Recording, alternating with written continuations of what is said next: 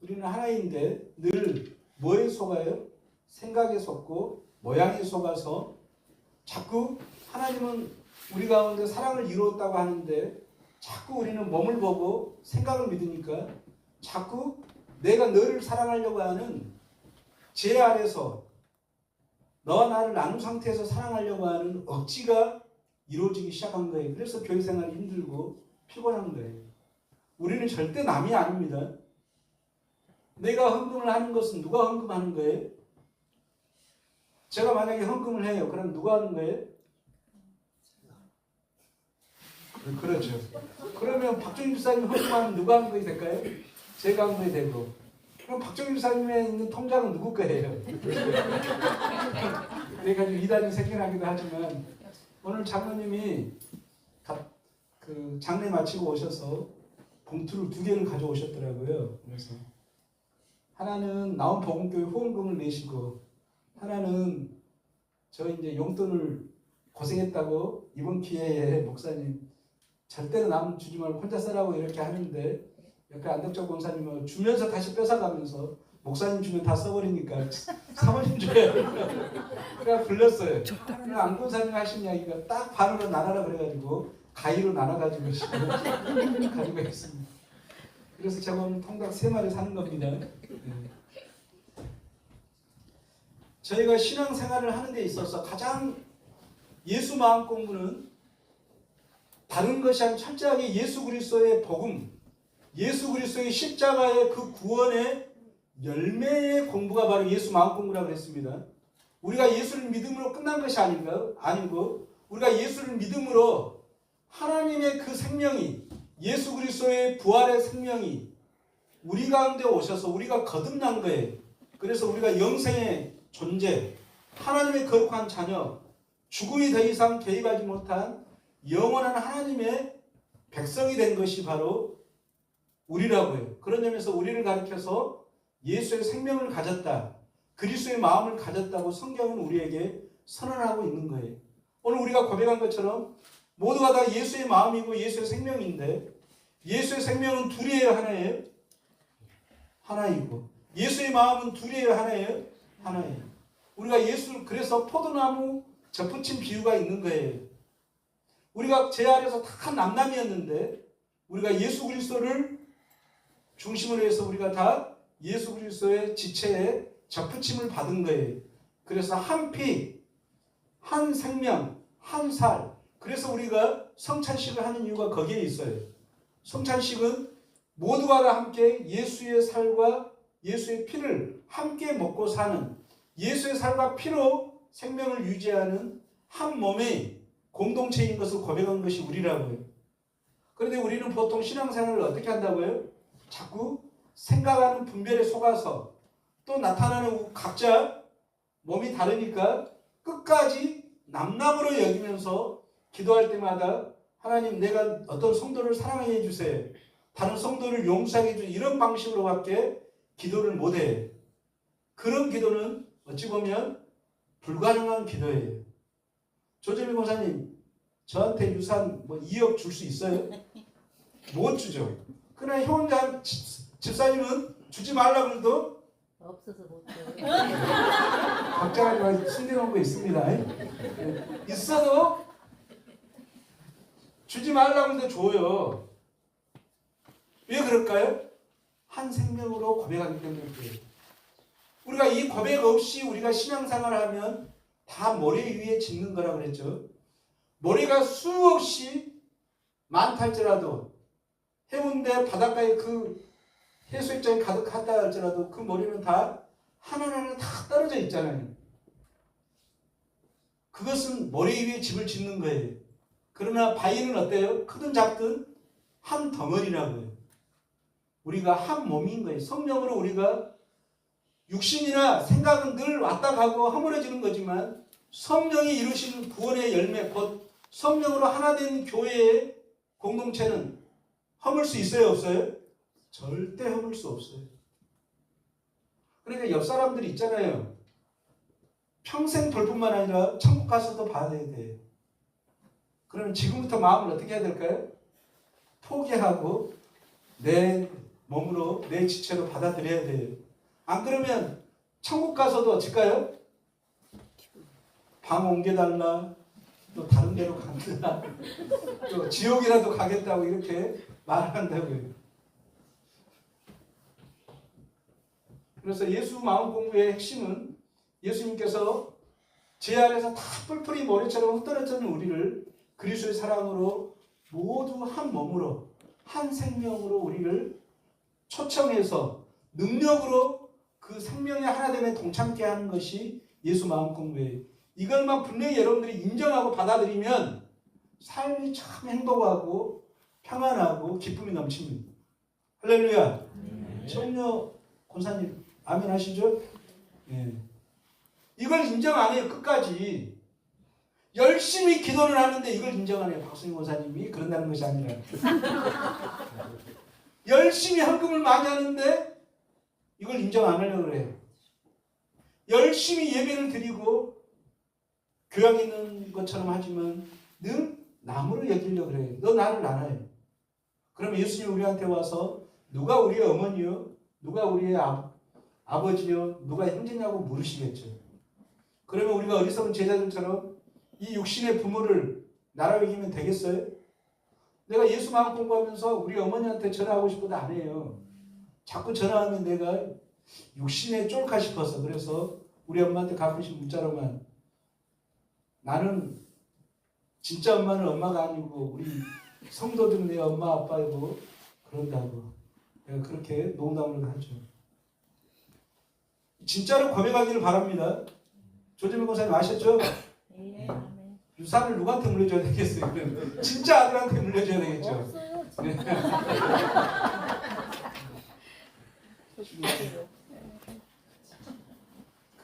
우리가 눈에 보이는 것 오늘 본문에 보이죠? 다시 한번 읽어볼까요? 오늘 본문을 다 같이 읽겠습니다. 시작.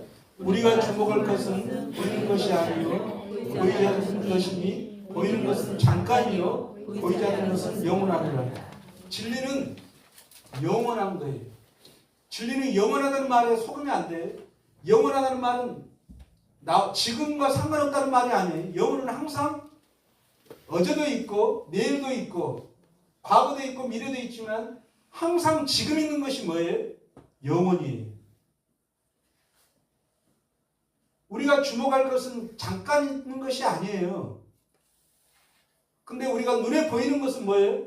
다 형상이에요. 모양이라고요. 눈에 보이는 것은 영원한 것이 있어요? 우리 다 알고 있습니다. 금이 영원할까요? 아니 본인이 아니 뒤에 최평래 목사님 말씀하는 거예요. 영원하냐고요.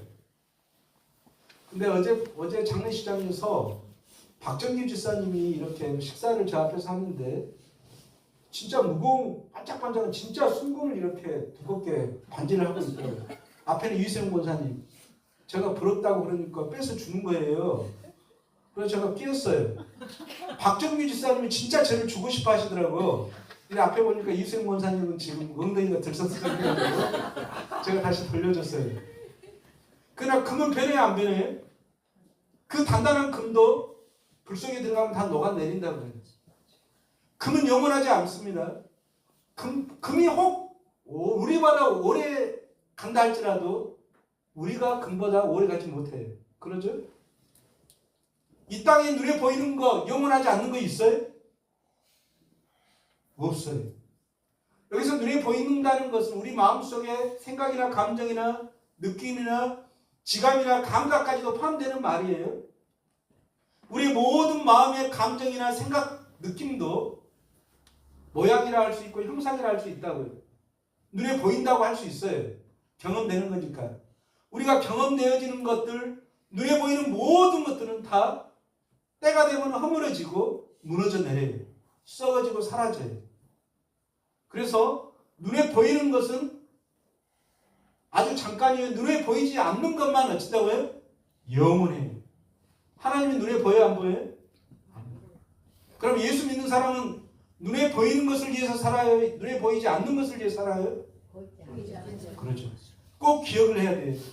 우리는 눈에 보이지 않는 하나님을 믿고 산다고. 영이신 하나님과 영으로 역사하신 그 성령 하나님과 더불어 사는 자들이 우리이지 눈에 보이는 것을 쫓아서 사는 자들이 아니에요.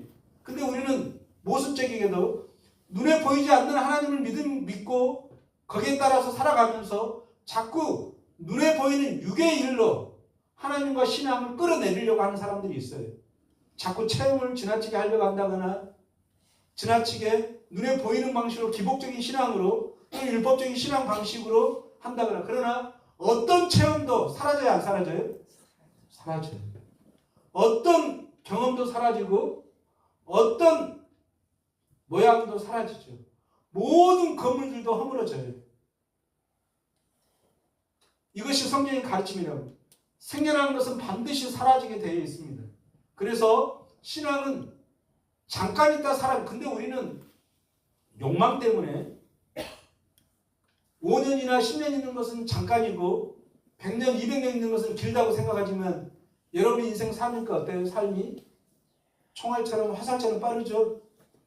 잠깐이라고요. 꿈과 같다고요. 그래서 우리가 이 욕망을 내려놓고 우리가 진리 앞에 우리가 겸손하게 섰을 때 혹 500년, 1000년이라 할지라도 우리 인생은 아주 잠깐일 뿐이라고요. 눈에 보이는 모든 것들이 그래요. 태양도 때가 되면 사라질까요? 안 사라질까요? 사라지고 달도 사라지고 이 지구도 마찬가지라고요. 하늘의 나라 완성은 새하늘과 새 땅이에요. 우리가 아무리 환경운동을 한다 할지라도 환경에 관심을 가져야 되겠으나 아무리 우리 열심으로 환경운동을 한다 할지라도 사라져요. 우리가 아무리 건강관리 잘한다 할지라도 때가 되면 죽어요. 우리만 죽어요? 우리 자녀들도 죽어요. 눈에 보이는 것은 그 어떤 것도 붙잡을 수 없고 소유할 수 없어요. 그런 점에서 진리인 성경에서는 사도 바울도 특별히 욕망에 눈먼 고린도 교회를 향해서 그렇게 말하는 거예요. 성도들에게. 눈에 보이는 것에 매이지 말으라고. 눈에 보이지 않는 걸 쫓아라고. 눈에 보이지 않는 것이 누구죠? 이 세상을 창조하시고 예수 안에서 우리를 구속하신 영이신 하나님이라고. 그 하나님만이 참되 눈에 보이지 않으시니까. 만약 하나님이 형상을 가지고 눈에 보였다면 그 하나님 또한 어쩔까요? 영원하지 않아요. 그래서 우리의 하나님이 될 수가 없죠. 그래서 반드시 진리와 영원하신 하나님은 눈에 보이지 않아야 돼요. 영이시라고. 이 하나님, 이것만이 참되죠. 근데 우리는 어떻습니까? 출애굽기 20장 4절 한번 찾아 읽겠습니다. 출애굽기 20장 4절. 10계명 중에 제2계명입니다.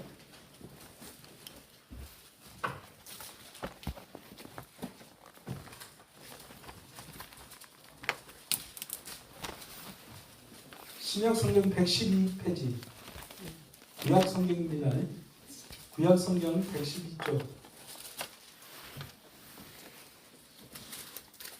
시간왕님 4절만 한번 읽어볼까요? 다 같이. 시작.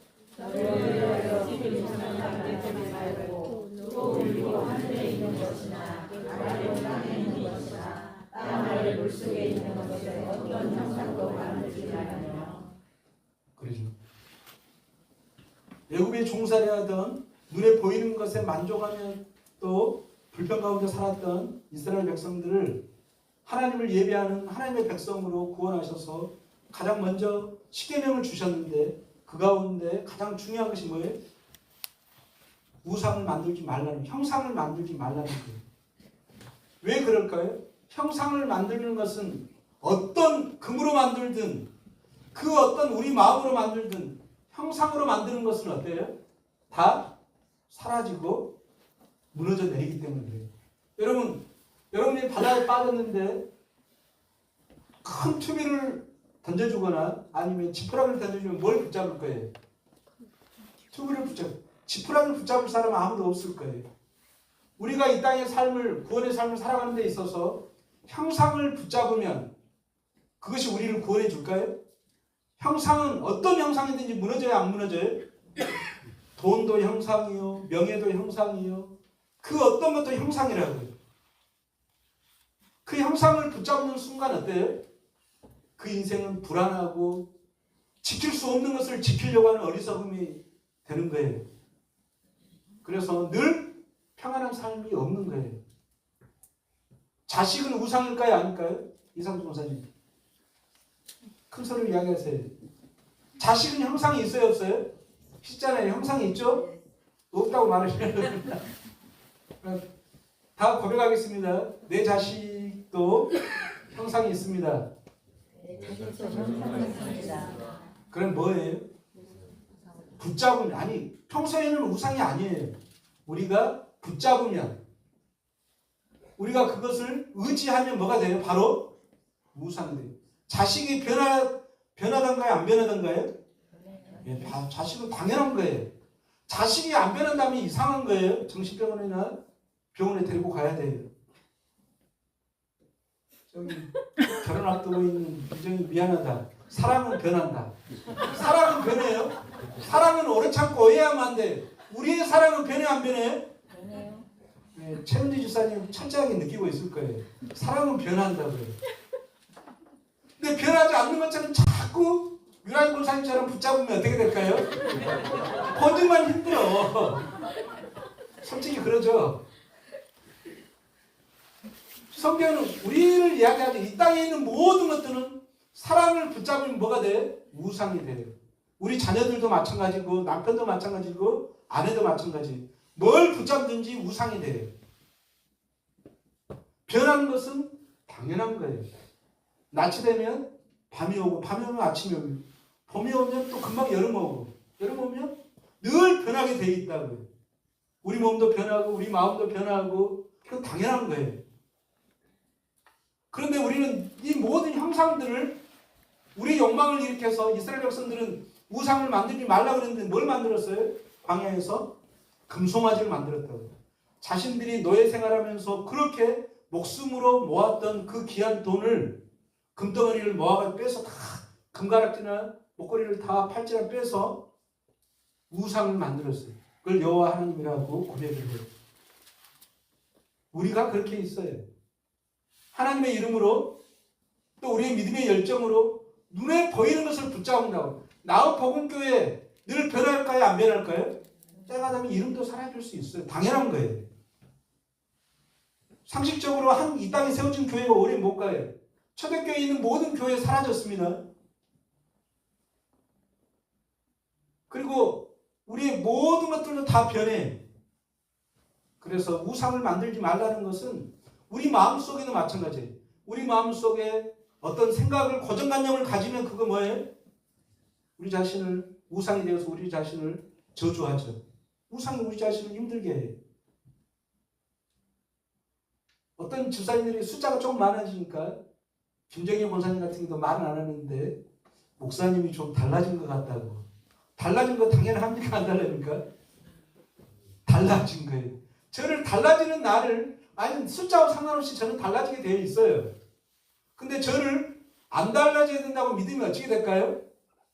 불가능한 것을 행하려고 하는, 예를 들어서 나무에서 물고기를 구한다거나 아까 말한 대로 모래 위에 집을 지으려고 하는 그런 실수를 하는 거예요. 모두가 다 변해진다고요. 저도 마찬가지 여러분들에게 기대를 그런 점에서 크게 안 해요.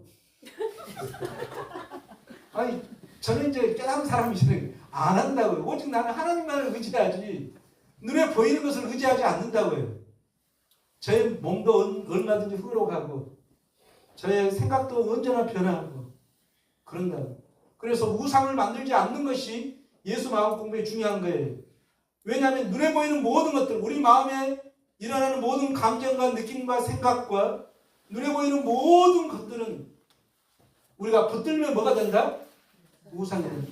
우상의 특징은 썩어진 거예요. 썩어질 것, 사라질 것, 마치 영원한 것처럼 붙드는 것이 우상이에요. 금이 문제일까요? 금은 아무 문제가 없어요. 돈이 우상 아니에요. 자식이 우상이 아니라고요.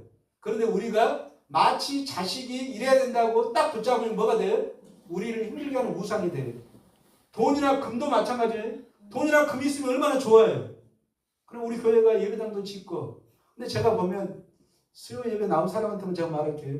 우리 교인들이 보면 금이 점점 많아져요.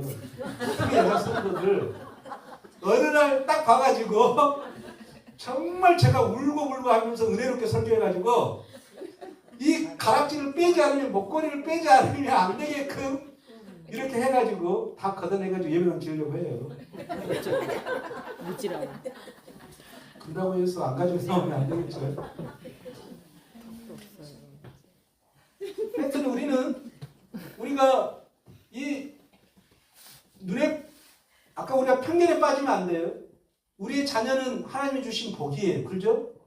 우리 자녀들이 없으면 우리가 얼마나 큰 사랑을 가졌는지 확인이 안 된다고요. 우리 자녀들을 통해서 하나님의 사랑을, 또 안타까운 아버지의 마음을 충분히 우리가 배운다고요. 돈 없으면 우리가 혜미 병원에 입원도 못 시키잖아요. 수술도 못 해요. 간병인도 못 쓴다고요. 여러 가지로 돈이 우리에게 유익한 것이 너무 많아요. 남편도 어때요? 잠잘 때 허전하지만, 아니요, 허전할 때 남편 있으면 좋잖아요. 근데 남편을 붙들어요. 그럼 어떻게 돼요? 어떻게 돼요? 그렇죠. 우상이 되죠. 가장 큰 은혜 받으신 것 같네요. 그래. 권사님 아셨죠? 진짜 알고 있어요. 알고 있어요. 능력을 해가야 됩니다. 근데 머리로만 알면 안 되고 순종을 해야 돼. 그러면 누가 좋을까요? 그렇죠. 단 돈만 관리하세요.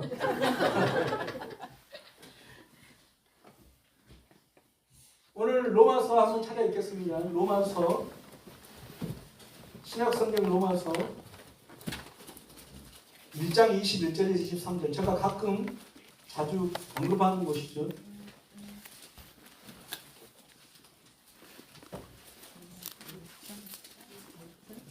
로마서 1장 21절에서 23절. 오늘도 칠판에 한 번도 못 쓰겠습니다.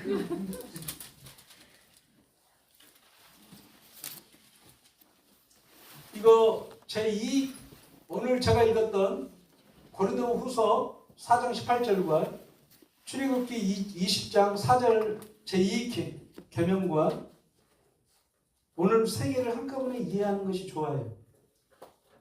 한번 다 같이 읽어보겠습니다. 시작. 하나님을 영화롭게 안 하며 감사하지 아니하고 오히려 생각에 허망하였으며 미련한 마음이 어두워졌나니 스스로 지혜를 다하나 어리석게 되어 썩어지지 아니하는 하나님의 영광을 썩어진 사람과 새와 짐승과 기어다니는 동물 모양의 정상으로 바꾸었느니라. 23절만 읽어보겠습니다. 시작. 썩어지지 아니하는 하나님의 영광을 썩어진 사람과 새와 짐승과 기어다니는 동물 모양의 조상으로 바꾸었느니라. 우리가 제 안에서 어리석게 되어서 생각이 또 헛되게 되어서 허망한 것을 쫓는 죄인의 자리에 서게 되어서 여기서 중요한 것이 하나님의 영광은 썩어져야 안 썩어져요? 하나님 곧 하나님이 영광이에요. 하나님의 영광이나 하나님이나 영광이랑 같은 말이죠. 하나님의 영광은 앞에 수식어가 뭐가 있어요? 썩지 아니한다고 했잖아요. 이거 중요합니다. 우리가 하나님을 마음껏 붙들고 의지하고 기도하고 하나님을 찬송하는 것은 우상일까요? 아니. 왜? 하나님은 영원하고 전지전능하시고 언제나 우리와 함께 하시는 능력의 하나님이기 때문에 그래요. 썩지 않기 때문에 그래요. 그래서 하나님을 가리켜서 썩지 않는다. 이 말은 영원히 살아계신 하나님이라는 뜻이에요. 그런데 죄인들은 썩어지지 아니하는 하나님의 하나님을 썩어지는 사람과 짐승과 새와 버러지의 형상으로 바꾸어 섬겨버려요. 그러면 하나님을 섬긴다 하면서 목사를 섬겨요. 목사 변해요, 안 변해요? 썩어지죠. 장로님 변해요, 안 변해요? 이 예배당 허물어져요, 안 허물어져요? 때가 되면 허물어져요. 우리 성도들이 신앙 왔다 갔다 해야 안 해요? 하죠. 안 변하는 거 있어요? 이 땅에 있는 모든 것들은 다 변해요. 그런데 우리는 자꾸 우리 마음속에 앞에 설명대로 생각이 허망하게 되어서 썩어지고 사라지고 늘 변하는 것들을 자꾸 욕망에 의해서 붙잡는다고요. 남편의 사랑을 붙잡는다거나 또는 돈을 붙잡는거나 우리의 자녀를 붙잡는 거나 그걸 그대로 교회 와서도 누구를 붙잡아요? 목사님은 목사를 붙잡으려고 한다거나 어떤 다른 성도들을 붙잡으려고 한다거나 변화는 썩어지는 건 당연하다고요. 그런데 우리는 또 우리 안에 늘 생각, 감정은 변해야 안 변해요? 변해요. 늘 변한다고. 그런데 우리는 늘 변해는 생각이 나쁜 겁니까? 좋은 거예요. 생각은 늘 변해야 돼. 감정도 늘 변해야만이 우리의 삶이 풍성해져요. 근데 욕심을 일으켜서 우리는 행복만 붙잡으려고 그래요. 불행을 안 붙잡으려고. 행복하려면 뭐까지 사랑해야 돼요? 불행도 사랑. 불행이 있으니까 행복한 거예요. 우리는 기쁨만 붙잡으려고 해요. 그러면 안 돼. 기쁨도 변할까요? 안 변할까요? 변해요. 당연히 슬픔을, 기쁨을 받아들이고 슬픔도 받아들이면 또 금방 기쁨이 와요. 그 속에 우리가 살아가고 있다고. 썩어져가는, 썩지 않은 하나님을 그 핑계 삼아서 썩지 아니하는, 아니 썩어지는 우리의 모든 것들을 섬기는 것이 뭐가 되는 거예요? 우상이. 그래서 우상을 만들지 말라고 제2계명에 있는 거예요. 여기서 우상은 다른 거 아니에요? 눈에 보이는 것을 우리가 붙잡으면 뭐가 된다? 우상이.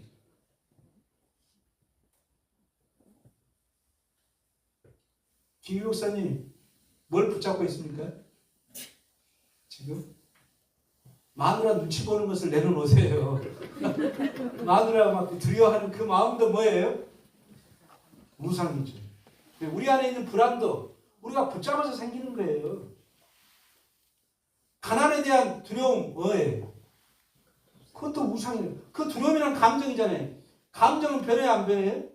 변해요. 우리가 붙잡으면 우상이 돼가지고 우리를 저주하고 우리의 삶을 피곤케 한다고요.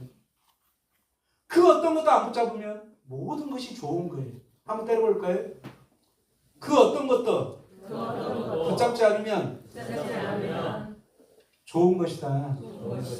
그러나 아무리 좋은 것이라도 우리가 붙잡으면 그것이 우상이 되어서 우리를 피곤하게 해요.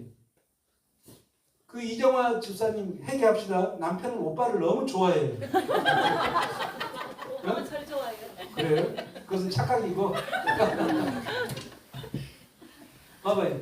얼마나 공평하신 하나님이냐면 다음에 그렇게 50년 후에 전상임 집사님이 하나님의 때가 되어서 하나님 부르셨어요. 그러면 이정화 씨는 살 수 있을까요?